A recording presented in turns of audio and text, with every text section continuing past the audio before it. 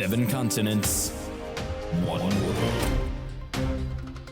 Bringing you the latest in international news from the WRHU studio in Hempstead, New York on 88.7 FM and WRHU.org. This is Around the World in 30 minutes with Eli Finkelson.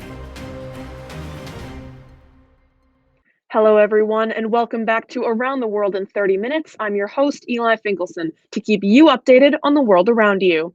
Starting in our neighbor to the north, Canada has announced a new plan to go to zero emissions by 2050 in an attempt to shift away from fossil fuels. Unveiled on November 19th, Prime Minister Justin Trudeau outlined his plans to slowly shift Canada into green and clean energy.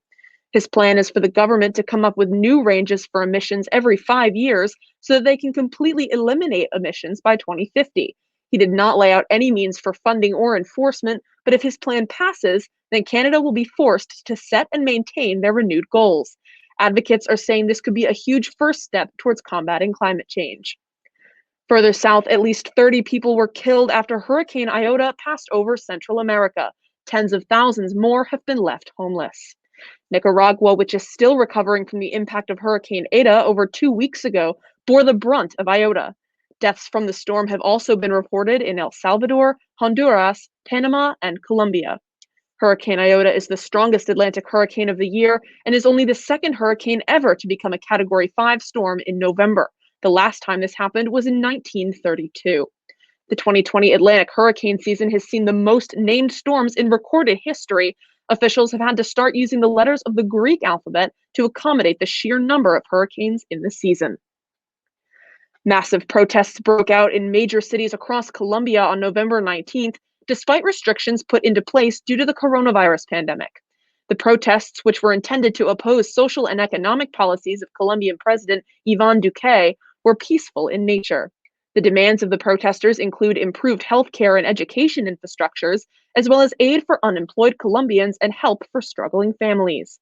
Sporadic protests have been occurring in the country since September, when a man was killed in a detention center by Colombian police. More protests are planned for December and January of next year. After decades of use, Caribbean authorities have discovered a poisonous chemical in a local pesticide. Many local residents, especially farmers and plantation workers, are outraged as they believe they have been purposefully and knowingly misled for capital gain. Called chloretacone, workers were told to put this white powder-like substance under their banana trees to protect them from insects.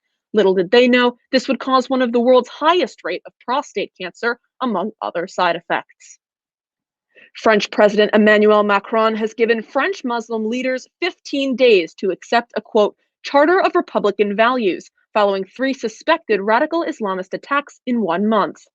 The organization to which the ultimatum was issued, the French Council of the Muslim Faith, has agreed to create a national council of imams, which can issue and withdraw accreditation to local imams. President Macron has also announced new initiatives aimed at combating Islamist separatism in France, such as restrictions on homeschooling, issuing children identification numbers, and a ban on the sharing of personal information. State secularism is central to the French national identity. Freedom of expression in schools is considered essential, and perceived attempts to protect one religion or another from criticism is believed to undermine national unity. The Vatican is investigating its Instagram account after the Pope's official Instagram page liked a photo of a scantily clad model. According to a Vatican spokesperson, it is not believed the like originated within the Holy See, and the Vatican has turned to Instagram for an explanation. The Pope's Instagram account is followed by 7.4 million people, and the page is managed by a team of employees, and an internal investigation will be conducted. The model featured in the picture has made light of the incident, saying she is glad she is, quote, going to heaven. As the crisis in Ethiopia unfolds, the head of the World Health Organization is on the defensive. WHO head Dr. Tedros Ghebreyesus is being criticized for allegedly supporting the Tigray People's Liberation Front. This comes after Ethiopia's army chief claimed Ghebreyesus helped the TPLF procure weapons. Dr. Tedros is from the Tigray region and was the health minister of Ethiopia under TPLF leadership. In a tweet, he disputed the claims and said, quote, "I want to say that I am only on one side, and that is the side of peace." Multiple people are dead after protests in Uganda turned deadly on November 18th.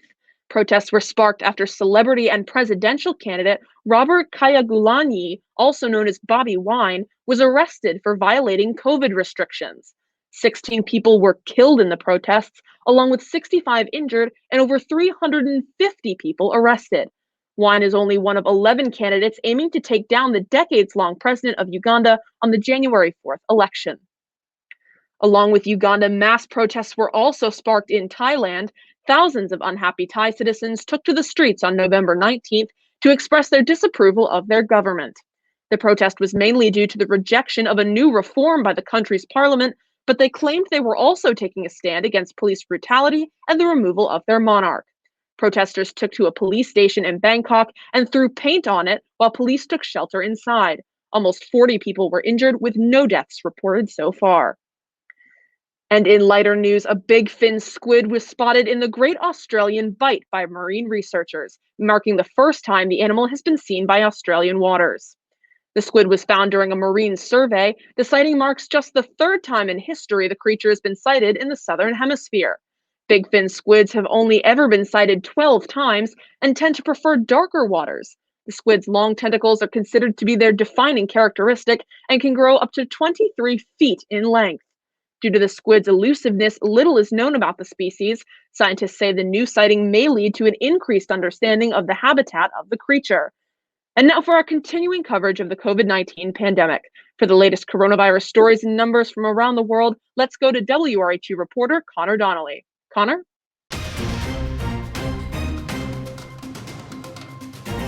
Thank you, Eli. Good evening, everyone. I'm Connor Donnelly with your COVID-19 World Outlook.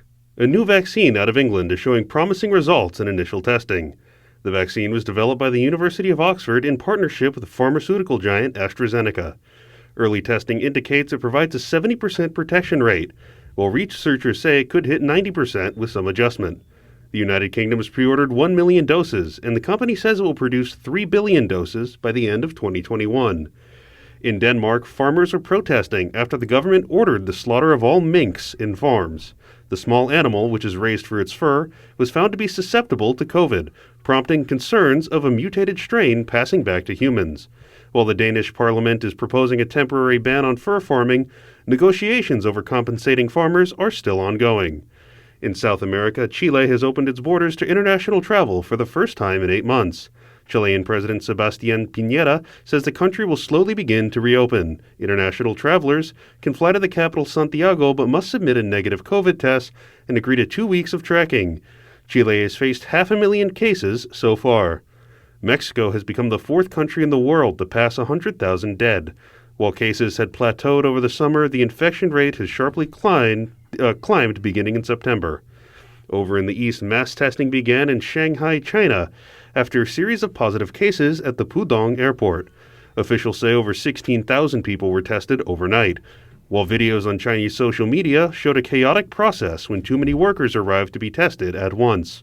China has reported a total of 92,000 cases since the pandemic began. In India, hospitals are struggling to contain a new surge of the virus in the capital city, Delhi. The city alone has over 100,000 new cases since the beginning of November. Doctors fear similar increases may follow in India's other large cities. Over in the Middle East, hospitals in Gaza are near capacity as they struggle for supplies. World Health Organization Emergency Coordinator Abdel Nasser Sobo says it will become unable to care for all critical cases within the week. Israeli Minister of Science Izar Sheh says international humanitarian aid will be allowed into Gaza. Iran, which remains the most heavily afflicted country in the Middle East, has imposed new restrictions but has not implemented a lockdown. The new system tracks COVID hotspots in addition to implementing a national curfew. The new guideline will also include a nationwide mask mandate. Iran's death total has passed 40,000, with the total number of infections over 800,000. And across Africa, the total number of infections has passed 2 million, representing less than 4% of the world's total cases. The African Center for Disease Control says, however, that the total number of cases and deaths is likely larger than reported due to a lack of testing. The most heavily affected countries are South Africa, Sudan, and Chad. For Around the World in 30 Minutes, I'm Connor Donnelly. Back to you, Eli. Thank you, Connor, for that report. For those of you just joining us, you're tuned in to Around the World in 30 Minutes. I'm your host, Eli Finkelson. Let's now move to our featured topic of the week, the conflict in the Nagorno-Karabakh region between Armenia and Azerbaijan. To give us some background on the conflict and for some expertise on what's going on now, I spoke with Dr. Ann Phillips, Senior Advisor to the Nagorno-Karabakh Project for the United States Institute of Peace. We spoke for a significant period of time, and due to the volume of content, Around the World in 30 Minutes will be doing a two-part series on the topic. Tonight, we'll be discussing the background of this conflict, where it began, and the rumors that this could be the beginning of a second Armenian genocide. Dr. Phillips, thank you so much for being with us today. Thank you. I look forward to the discussion. So my first question for you is really to just get an overview for our viewers and listeners. Can you describe what the situation was between Armenia and Azerbaijan in the Nagorno-Karabakh region, why it happened, what it was about before the ceasefire we saw this month? Certainly. The conflict over Nagorno-Karabakh is really a legacy of the Soviet Union. Armenia, Azerbaijan were both constituent republics of the Soviet Union, and when it began to implode in the late 1980s under Gorbachev, the Armenians, the Nagorno-Karabakh was an autonomous oblast within the territory of Azerbaijan. And that worked well enough while the Soviet Union still existed. But in the late 1980s, Nagorno-Karabakh was multi-ethnic, but a large majority Armenian, so over 70% Armenian, 24% Azerbaijanis, as well as some Kurds, Greeks, Russians lived in this relatively small territory. Toward the end of the Soviet Union, the Armenian governing council, because it did have some autonomy over local issues, voted to join Armenia to shift the jurisdiction from Azerbaijan to Armenia. And then the conflict between and among the populations accelerated from that point. So after the Soviet Union actually imploded in 1991, there were major fighting ensued between Armenians and Azerbaijanis. I think it's important for listeners to know that this whole area of the South Caucasus is a multi-ethnic area. So there were Armenians living in Azerbaijan, as well as Azeris living in Armenia proper, and so on. And they had lived together more or less peacefully for centuries. So this view, or this action taken to shift the jurisdiction of Nagorno-Karabakh to Armenia, set in train a series of conflicts that the region has been living with so far. A major war ended between Armenia and Azerbaijan in 1994. Some 30,000 people were killed. Almost 1 million people were displaced. Most of the displaced were Azeris, although Armenians were displaced as well. The suffering on both sides was horrendous, was enormous. And at the end of that war, the Armenian military occupied Nagorno-Karabakh itself, as well as 7 adjacent territories, all of which reside within Azerbaijan proper. So it's not a border conflict in the sense that Nagorno-Karabakh was on the border between Armenia and Azerbaijan, but all of these territories resided within Azerbaijan proper. International law, the international community never recognized Armenian authority over the occupied territories or Nagorno-Karabakh. So that's sort of the setup of this situation. This is often, Nagorno-Karabakh is often called a frozen conflict. I would say a simmering conflict is probably more apt, because since 1994, there have been border skirmishes along the line of contact, which is that the border between Nagorno-Karabakh and Azerbaijan, as well as there in 2016, there was a fairly substantial war short-lived, but in which Azerbaijan was able to take back a small slice of its territory. And then there was an outbreak of violence in the summer of 2020, and in this summer. The other one was April of 2016. In July of 2020, there was another conflict, but not along the line of conflict, but between the undemarcated border between Armenia and Azerbaijan, which appeared to be actually more of border patrols catching each other by surprise. And that ended quite quickly. The war that broke out at the end of September of this year was the first major conflict since 1994. In that interim period, the Minsk group was set up by the the Organization for Security and Cooperation in Europe, which was mandated with the responsibility of setting up a framework and helping to facilitate the two parties to the conflict, Armenia and Azerbaijan, to reach a durable peace agreement. There were numerous times, 2001, 2011, when both sides appeared very, very close to reaching an agreement. And unfortunately, for the victims of conflict, that they both failed. And I think part of the reason, or a significant part of the reason, is that with the dissolution of the Soviet Union, leaders on both sides, Armenian and Azerbaijani leaders, defaulted to nationalism. Nationalism as a way to win public support for their positions, and also to deflect from domestic problems as well. This is not unique to this region. This you see in many parts of the world.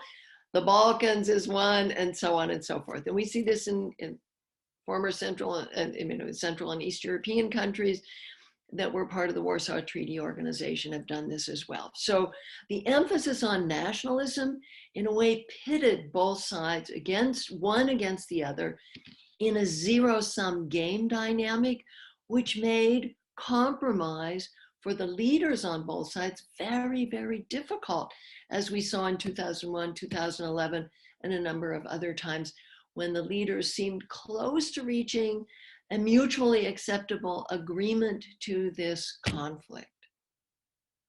For those of you just tuning in, we're here with Dr. Ann Phillips on Around the World in 30 Minutes. I'm your host, Eli Finkelson. Dr. Phillips is a senior advisor for the United States Institute of Peace. And right now we're in the midst of sort of a history lesson. And I'd like to get back to that. Can you tell us a bit about the Armenian Genocide, which happened from 1915 to 1923? And some political leaders right now are claiming that the current conflict is reminiscent of such times. Can you get into that a little bit? Yes, of course. And the experience of the Armenians, this was a trauma for Armenia, and beginning really in 1915. As the listeners will remember, this was during World War I. And the Russian Empire and the Ottoman Empire, the modern Turkish state didn't exist at that time. The Ottoman Empire were on conflicting sides in World War I.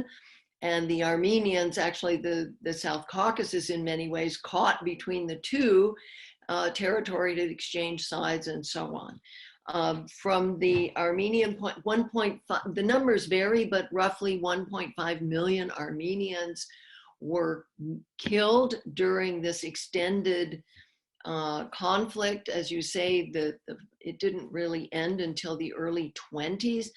Both the Russian and the Ottoman empires had dissolved by that time as a result of World War I.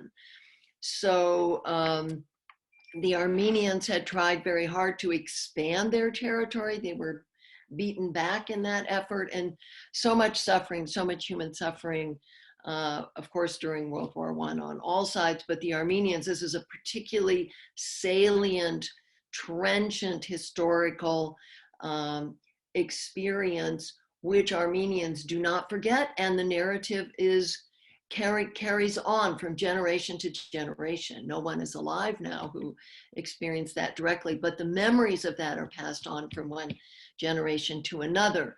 The Armenian leadership, the modern day leadership, Nikol Pashinyan, the prime minister of Armenia, referenced the genocide in discussing or in his appeals for international support, Russian support, international support to protect Armenians from the Azerbaijani effort to complete the genocide.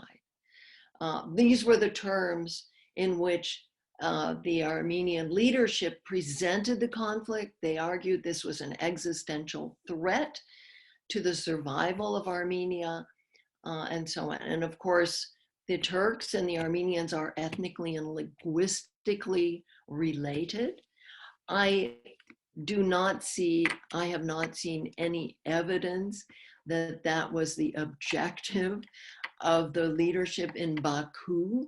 And President Aliyev never said such a thing, nor did Erdogan that I have seen.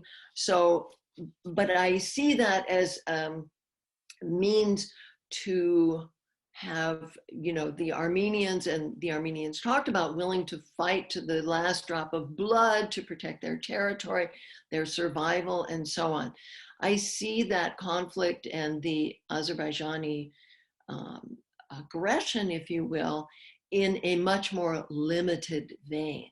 That from Baku's point of view, they wanted to, and they've made very clear consistently, to reclaim the territories that they see as rightfully theirs, not to exterminate the Armenian people per se.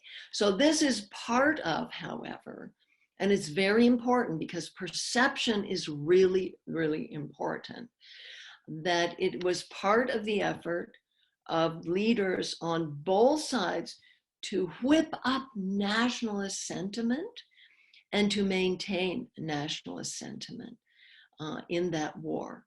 So that, of course, made the truce agreement that was signed on November 10th of this month for the Armenians and for Prime Minister Pashinyan, as well as the de facto leaders of Nagorno-Karabakh, particularly painful, because when you paint the conflict in such absolute terms, then the challenge going forward is, how do you walk this back?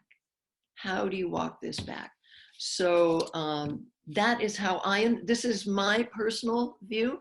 This is not an official USIP reading of the situation, but the rhetoric on both sides, demonizing each side, is common for military conflict, most unfortunate, because at the end of the day, the Armenians and Azeris will have to reach some kind of accommodation, and the parameters of that is set out in the agreement, the truce agreement that was reached, as I mentioned, on the 10th of November of this month. I think my biggest question for you, with all that being said, is, why does Azerbaijan feel the need now to reclaim that territory? Why, if that region, as you say, is more populated by Armenians, why now do they feel the need to take it back? Oh, yes, a very good question. Well, part of it, a key element of it, and the Azerbaijani leadership was very public about this, their growing frustration with the failure of the Minsk process to make any progress. So, and as you probably recall, when Nikol Pashinyan was swept into power by a very popular wave pushing for reforms and all of these good things, one of the things, in addition to anti-corruption and a number of other reforms that Prime Minister Pashinyan spoke about, he also spoke of the need to reach an agreement on the Nagorno-Karabakh that was agreeable to all sides. So the Azerbaijanis, the Armenians, and of course the Armenians that are the really almost 100% of the population in Nagorno-Karabakh, because everybody else had been driven out. So the Baku had, or President Aliyev, there was great hope, I think, on the Azerbaijani side, that now they finally had somebody in a position with whom they could negotiate. And it's important to remember, of course, Pashinyan came to power. He was elected in December of 2018, if I recall correctly. And in early 2019, Pashinyan, Aliyev met a number of times. They talked about confidence building measures, preparing the populations for peace on both sides, very important part of a durable peace.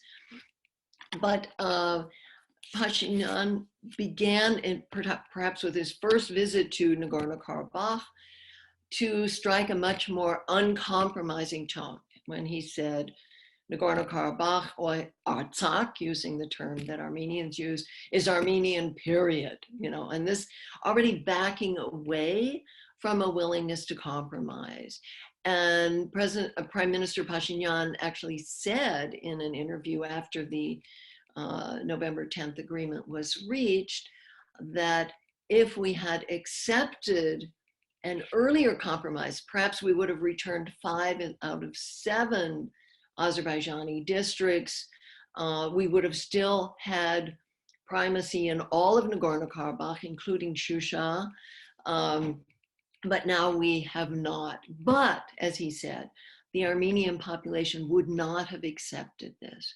So you see the risk, the danger of constantly reinvigorating a nationalist narrative, and that which in turn hamstrings you to make compromise, which would at the end of the day be in mutual interest. So what the Baku leadership saw was that not only Pashinyan appeared unable to make compromise, he seemed to be walking back some of the things that they had discussed at meetings that they'd had together.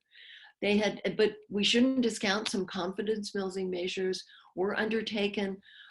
Conflict or outbreaks of fighting along very, very limited along the line of conflict had been reduced significantly because of confidence building measures, direct communication between military as well as political leaders and so on.